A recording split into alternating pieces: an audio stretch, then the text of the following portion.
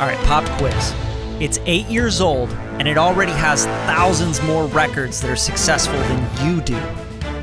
What is it? That's right, Alloy 2 from iZotope. What an incredible plugin, even 8 years old and relevant as crap today. This is a modern plugin that I think a lot of people are sleeping on, so I decided, let's do a plugin of the week on it. So come along, I'm going to show you some really cool tricks, mid-side, harmonic distortion with their exciter. I'm just so excited. Alloy 2, come on, plugin of the week. Woo-wee! Ooh-wee!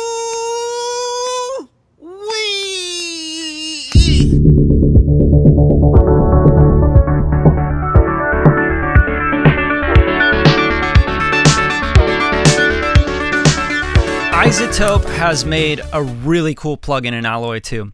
And it's something I think is very overlooked in the iZotope bundle, so I want to get into this plugin and I want to show you guys what I use it for.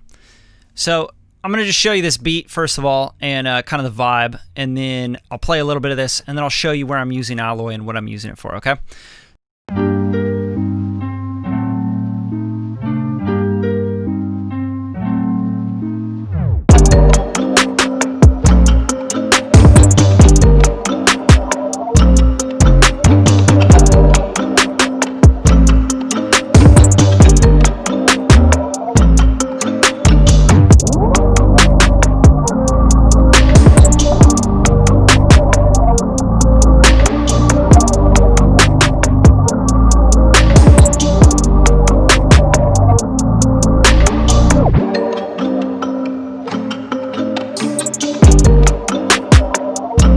So there you go, a little snippet of the track. The loop is by Just Beats, part of the Beat Gang, so shouts to him. And I've just made this beat around that. So here's the deal. Like with loops, when you're creating with loops, you want to make things kind of a little more interesting. You're like, I don't want to, this thing just keeps looping and I just got drums going, and then like people are like, okay, I'm bored. I'm really bored.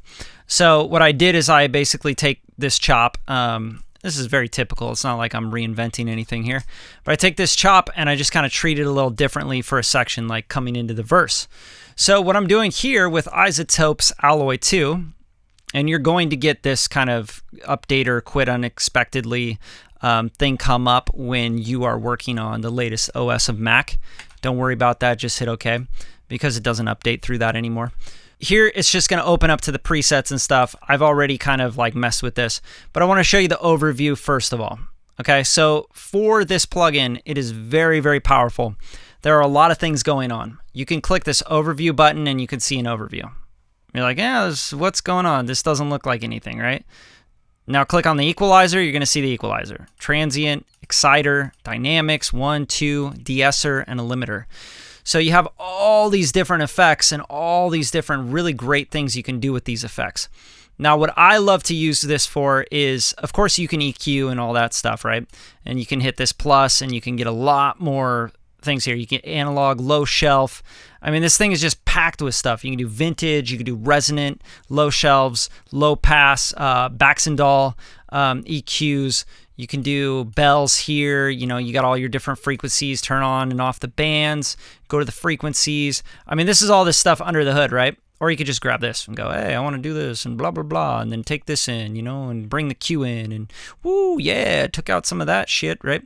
So just depends on how you want to use it, but you can use it however you want. You can get really advanced, you can get really crazy and in detail with stuff, almost to like the mastering level, because that's what iZotope's really known for, right?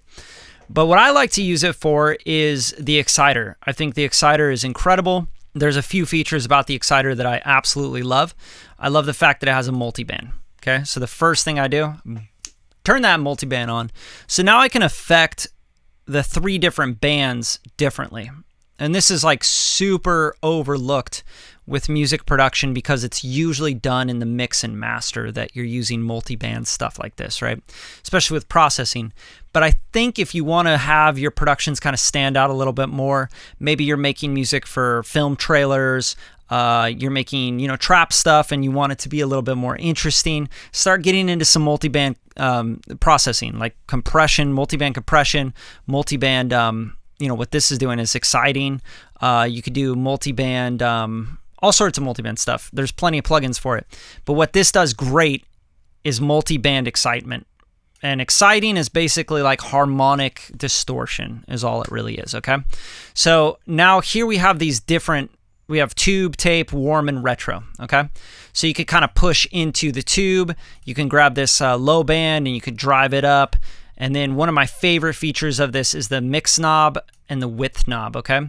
So you could kind of like just blend that in, and you could put the width of the low end all into the center, and then you could take this mid band and push it into the tube and then push it out a little bit to the wide, or you can bring it back in, and you can take the high band and push it out. So I'm going to show you what this does with this sample and why I used it here, right? You can take this sample, make it really wide in the top end, and you can make it really centered with the low end, or you can do vice versa. You could put the low end and the mid-range out in the sides, and you can really like make a lot of different width and depth happen with this sample, which is really cool when you go into a second part and for arrangement purposes.